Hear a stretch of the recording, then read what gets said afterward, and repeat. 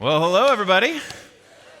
At the Movies is always our most popular teaching series of the year, so I'm excited for the next edition to start in just a few weeks, July 16th. And while movies are often the most powerful, I've actually learned some pretty important life lessons from TV shows, too.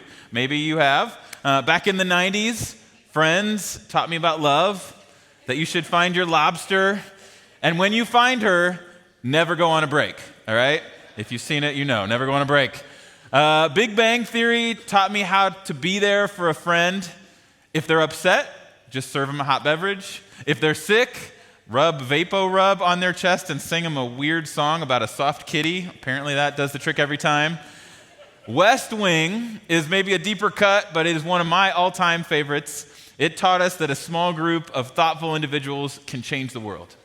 Parks and Rec reminds you to treat yourself every once in a while, apparently. Michael Scott showed us how to be the world's best boss, or not, maybe sometimes in The Office.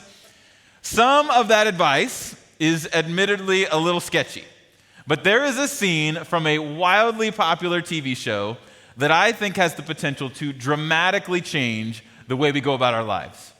No, it's not from a tearjerker like This Is Us, or even from a show about the life of Jesus, like The Chosen, though I would highly recommend that one if you haven't seen it.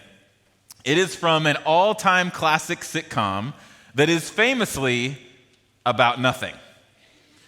Some of you are already fans. Seinfeld has been critically acclaimed as maybe the best sitcom ever made. Now, some of you might start arguing. I know, maybe The Office, Parks and Rec, Friends.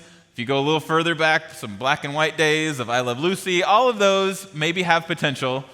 But based on sheer memorability and quotability, I think Seinfeld has to be right up there.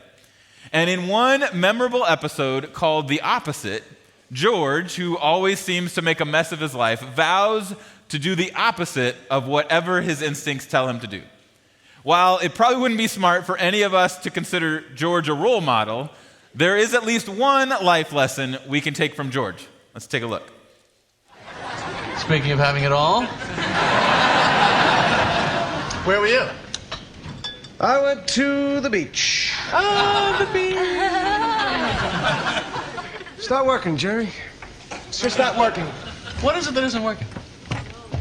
Why did it all turn out like this for me? I had so much promise. I was personable. I was bright.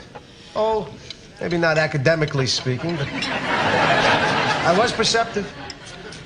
I always know when someone's uncomfortable at a party. Got a napkin over there? It all became very clear to me sitting out there today that every decision I've ever made in my entire life has been wrong. My life is the complete opposite of everything I want it to be.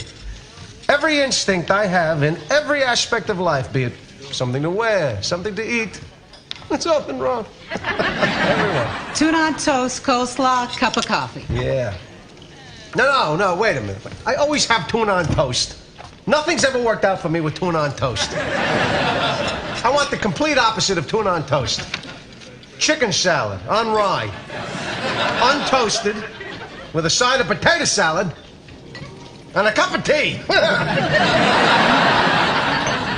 Well, there's no telling what can happen from this. You know, chicken salad's not the opposite of tuna. Salmon's the opposite of tuna, because salmon swim against the current, and the tuna swim with it.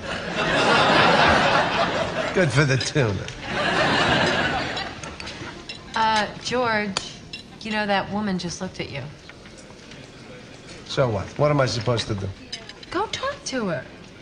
Elaine, bald men with no jobs and no money who live with their parents don't approach strange women.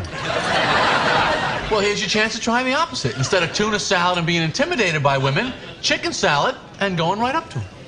Yeah, I should do the opposite. I should. If every instinct you have is wrong, then the opposite would have to be right. Yes. I will do the opposite. I used to sit here and do nothing and regret it for the rest of the day. So now I will do the opposite and I will do something.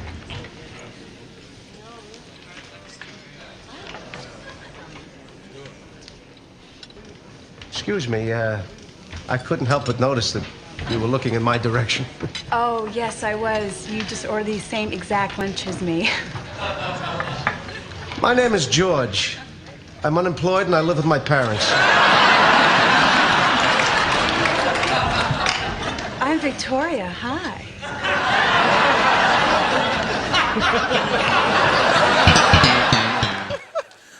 All right, so we all have a new philosophy of life, thanks to George. So one thing we can take from him, he makes one decision that changes every moment of his future life, at least for that one episode. He pre-decides the method by which he will make every decision moving forward. Pre-decision. If there's one thing you take away from today, I hope it's that idea, the idea that you can pre-decide the method by which you will make every decision moving forward. Today's good word is surrender.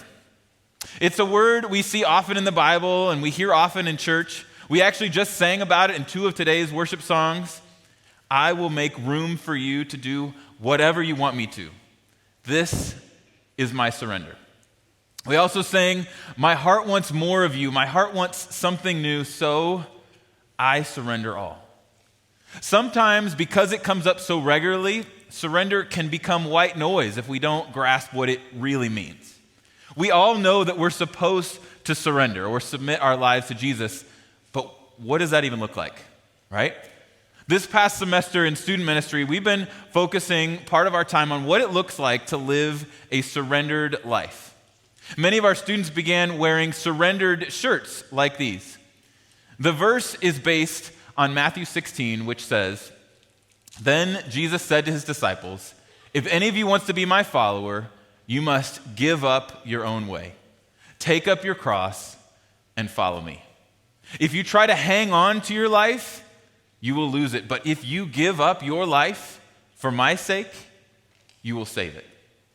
Give up your own way. Surrender to God's way. Pre-decide that when your way conflicts with God's way, you will submit to his direction. That is the ultimate goal of life following Jesus. Less of our way, more of his. So why are we so bad at surrender? Growing up in church, I heard about surrender all the time. I was constantly taught that I needed to surrender my finances, surrender my relationships, surrender my time. And while all of those are important instructions, I took those reminders to surrender to God like I might have taken direction from a coach pushing me to give 100% on the field.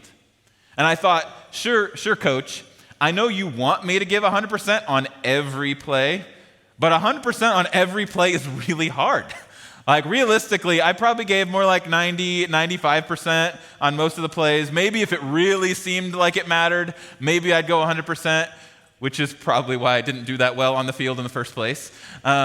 But if I'm honest, that is also how I've sometimes lived out my faith as a follower of Jesus.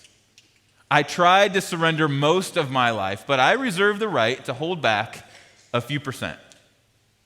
I committed to surrender, but if a situation came up where what God instructed was too uncomfortable, or it happened to conflict with my instincts or what my friends were telling me, I gave myself permission to re-decide whether or not I was going to surrender to God. Over time, though, I've come to see that more and more surrendering only sometimes is an approach that ultimately doesn't help. It only hurts. But if you noticed, our student ministry shirts didn't say surrender, they say surrendered. We don't want to live a life that has to re-decide each day whether or not we will surrender to God's way. We want to live a life that has already decided that it will be fully surrendered. It's that pre-decision that has the power to transform your life today. For a few months a year, I get really serious about my diet, and I join a sort of a Biggest Loser challenge. So for 10 weeks, I go all in on my commitment to eat healthy and lose weight. For the rest of the year, if you've ever shared a meal with me, you know I'm not particularly health conscious. But during those seasons, I commit 100% to wise food choices. So during that stretch, when my daughter would offer me a potato chip or a cookie, I always decline. I know myself. I don't want just one Oreo. I want the whole roll of Oreos, right? That's one serving, one whole row. I want to eat the whole bag of chips. Eating one opens a door that requires me to redecide how many I'll eat. Pringles knows me all too well. Once I pop, I can't stop, right? Those seasons have taught me that being 100% committed is often easier than stopping short at 99. When I'm only mostly committed, every potato chip or Oreo is a temptation that I have to navigate. It requires me to redecide every time if I'm going to eat one or not. But with 100% commitment, that decision's already been made. I'm not even going to entertain the idea of eating something unhealthy because I've pre-decided how I'm going to respond. And I'm committed to do whatever it takes to stick to my commitment. But just like a diet, in some ways, surrendering to God is actually harder to do partially than it is to make 100% commitment. When we reserve some control, some freedom to disobey or do things our own way, decisions become more challenging more often. Every time a decision comes up, we have to decide again which way we'll go. Now, that initial commitment to surrender 100% to God is always difficult.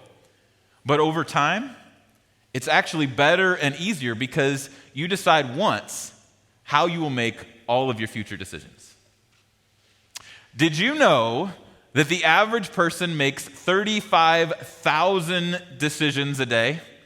A few more if you go to Starbucks, tack on a couple more thousand choices. No wonder we get tired. Like, that is a lot of decisions. And not all of them are consequential, not all of them are that big a deal, but you are who you are today in part because of those decisions that you've made. Proverbs chapter 3, verse 5 and 6 offers us some wisdom for how to approach decision making. It says, "Trust in the Lord with all of your heart. Lean not on your own understanding. In all of your ways, submit to him, and he will make your paths straight." Every day, we're faced with situations that force us to decide. Will we lean on our own understanding? Or, as our culture would say, listen to yourself or follow your heart? Or will I submit to God? Well, Scripture is clear. Trust God with all of your heart. Commit 100%. Rather than going your own way, submit to him, and he will make your path straight. So rather than redeciding every time a decision comes up which way you'll go, your way or his way, I want to challenge you, pre-decide today to surrender your life and all of your future decisions to God. When tough decisions come your way, when you inevitably face a fork in the road, what if you decided today, right now, Father's Day 2023, that you will always choose God's way, even when it's unpopular or challenging? All right, I know that in this room, there are some serious grammar nerds. And I know that because I'm married to one. All right, so if you are wondering if you qualify in that tier as a grammar nerd, there are some identifiable symptoms of this disease. Now, I appreciate you, grammar nerds. I love you, wife. But you might be a grammar nerd if you have a strong opinion about the Oxford comma, or if you even know what an Oxford comma is. The internet says you might be a grammar nerd. You might be a grammar nerd if you've ever been in a heated debate about whether irregardless is an acceptable word. Just so you know, the red squiggly line on my autocorrect says it is not acceptable.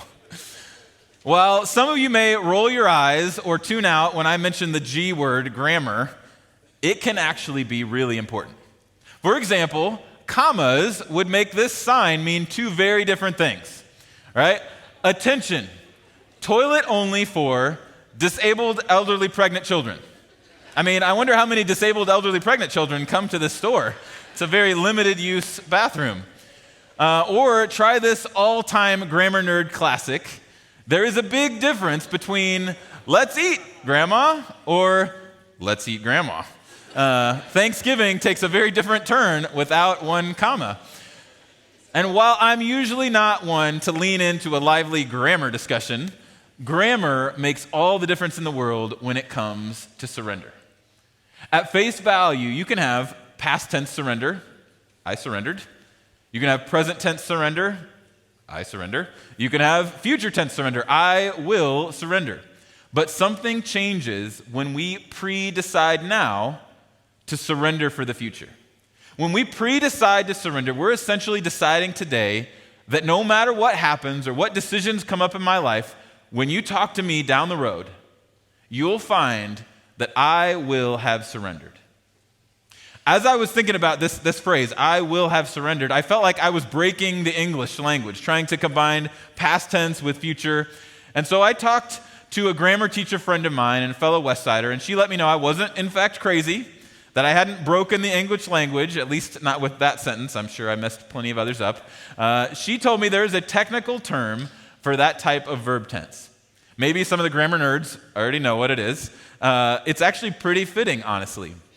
When you say, I will have surrendered, it's actually called the future perfect tense. What makes future surrender perfect is that you've already done it. Like George Costanza, you're pre-deciding that no matter what may come, your decisions will be those of a surrendered person. What if that became the vision for your life? That at the end of your life, your legacy will be that above all else, you were known as a person who lived fully surrendered to God. There's no better legacy you can leave, but to get there, you have to plan now and you have to start living that life now. But it's not easy. Living a surrendered life is not easy. People throughout history have struggled with surrender. Our natural human tendency is to want more control and more power, not less, right? Way back in Genesis, the first book of the Bible, people were fighting many of the same desires and unhealthy tendencies that we still do today. In Genesis 11 and Genesis 12, the Bible offers us two very different approaches to surrender. In Genesis 11, we see the story of the Tower of Babel. After God had saved the world through Noah, people began to multiply and grow stronger. Noah trusted God with all his heart, even when God asked of him things that didn't make sense. But soon after that, people began to lean on their own understanding and lean into their own desire for power and control. They said to one another, "Come, let us make bricks and burn them thoroughly." Then they said, "Come, let us build ourselves a city and a tower with its top in the heavens. Let us make a name for ourselves, lest we be scattered upon the face of the earth." God had spent years inviting them to trust him and allowing him to direct their paths. But repeatedly in that passage, we see the phrase, let us. Let us make bricks. Let us build ourselves a tower and a city. Let us make a name for ourselves. They were literally trying to manufacture their way to power and control, but God knew those tendencies would only lead to their destruction, so he thwarted their efforts.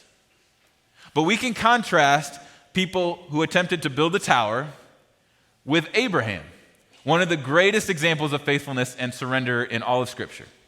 Instead of trying to build up his own kingdom, Abraham surrendered his life fully to God and trusted him to control his future.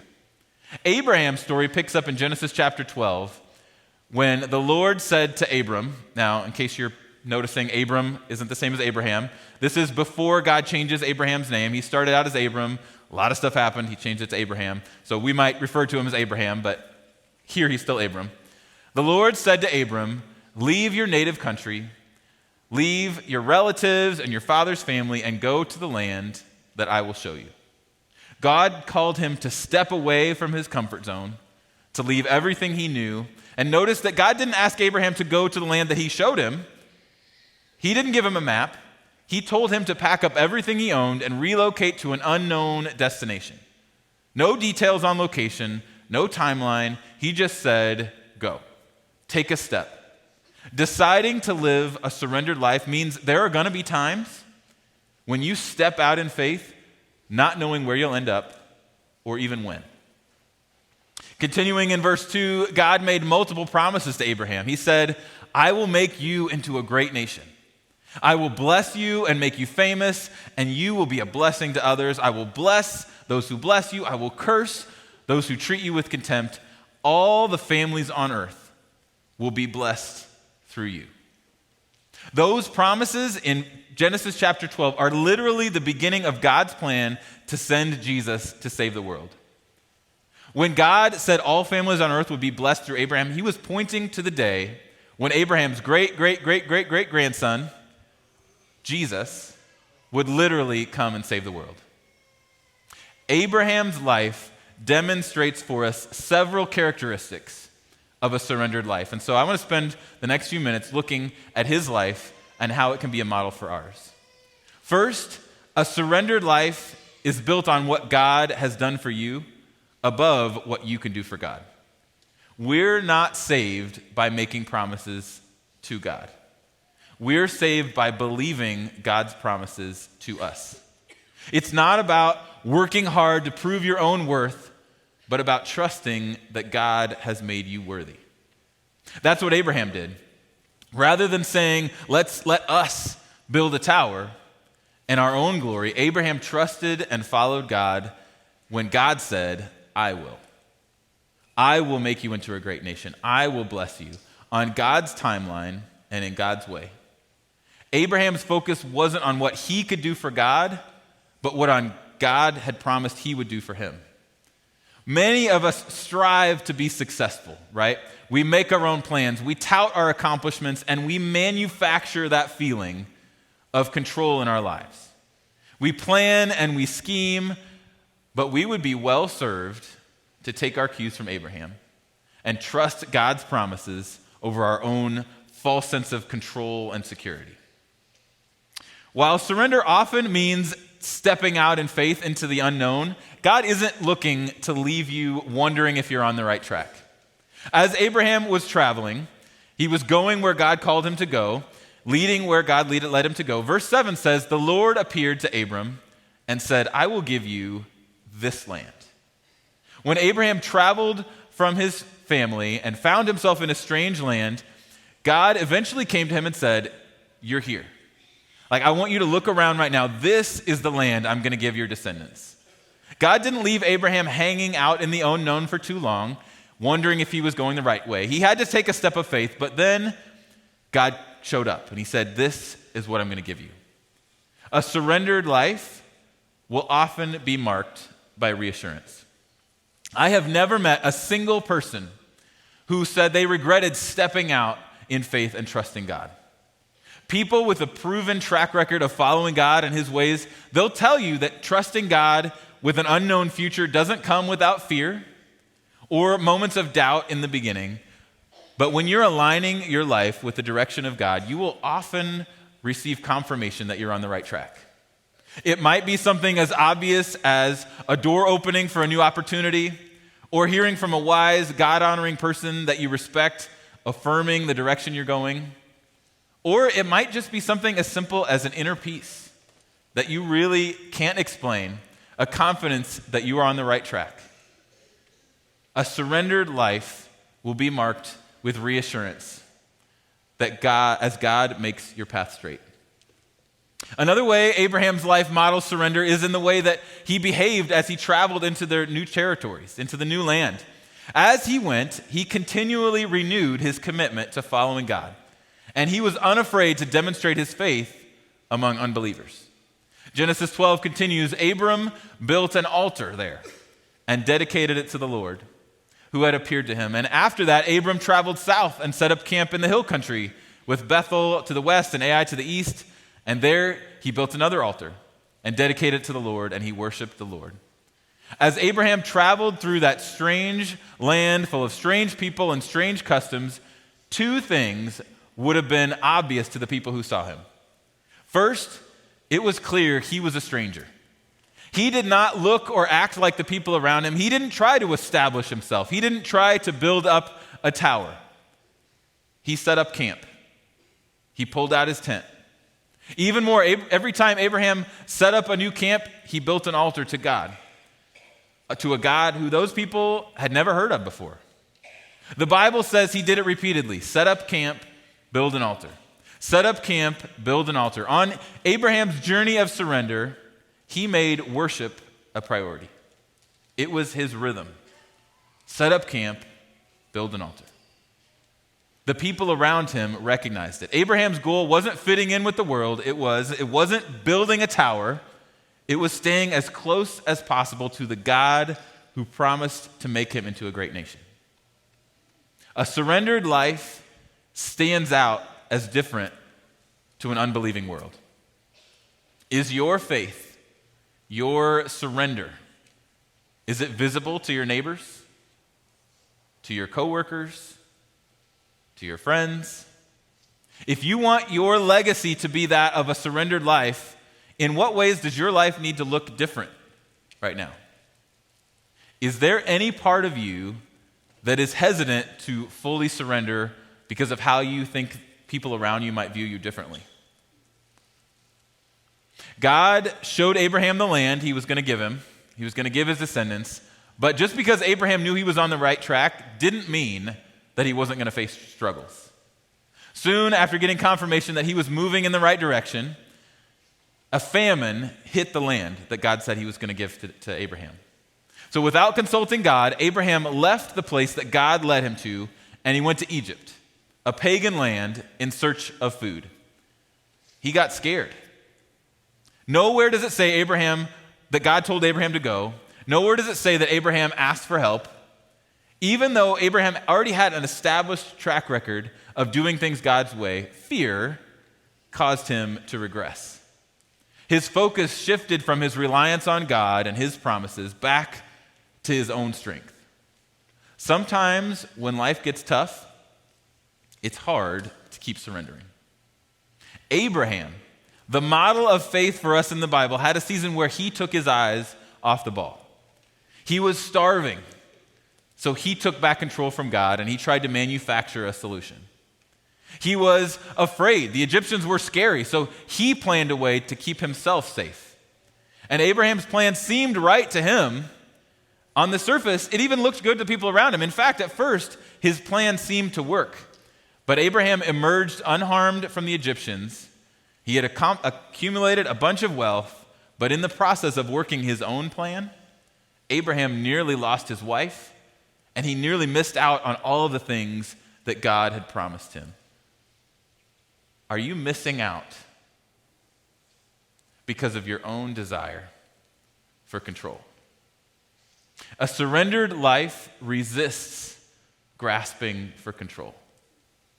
It trusts God through trials, and it avoids forcing its own way when times get tough. Despite all of Abraham's mistakes, God made a way out of Egypt for him. He heads back to the land God had promised him. In Genesis chapter 13, verse 3 and 4, we see that he left Egypt, and from the Negev, which is a desert, from the Negev, they continued traveling by stages towards Bethel. And they pitched their tents between Bethel and Ai, where they had camped before.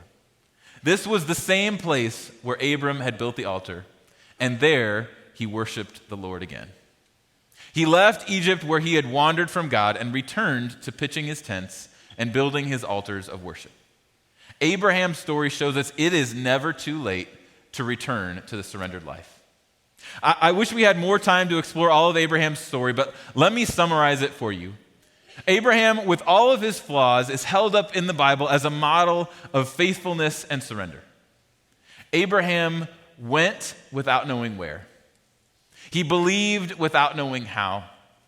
He trusted without knowing when, and he obeyed without knowing why. He trusted that God was who he said he was, and that he would do what he said he would do. So rather than trying to build up his own legacy, he embraced a legacy of surrender. So do you really believe that God is who he says he is?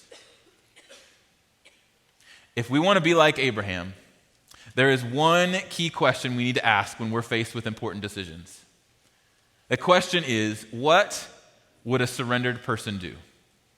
When a tough question comes up, now we face 35,000 a day, maybe more with Starbucks. Not all of them are that important, but when the tough ones come up, when the life-altering ones come up, we need to ask that question.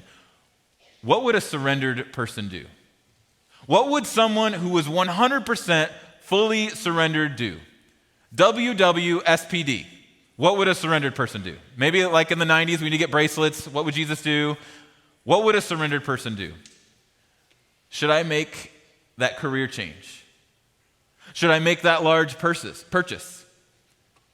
What would a surrendered person do? Should I move in with my boyfriend or girlfriend? Should I give my tithe this week? WWSPD. How should I respond in this tough situation? Should I post this on social media? What would a surrendered person do? We would all do the world benefit if we would ask that question. If every day when we have a big decision, what would a surrendered person do? It doesn't have to be as complicated as we make it sometimes. You don't always have to weigh all the pluses and minuses of how it will affect you. You just need to ask, what would a surrendered person do? Sometimes, though, we need help even knowing what a surrendered person would do, right? I don't always know. So I would encourage you to identify one or two surrendered people right now whose wisdom you will seek the next time that you're at a fork in the road. And pre-decide right now that you're going to yield to their wisdom.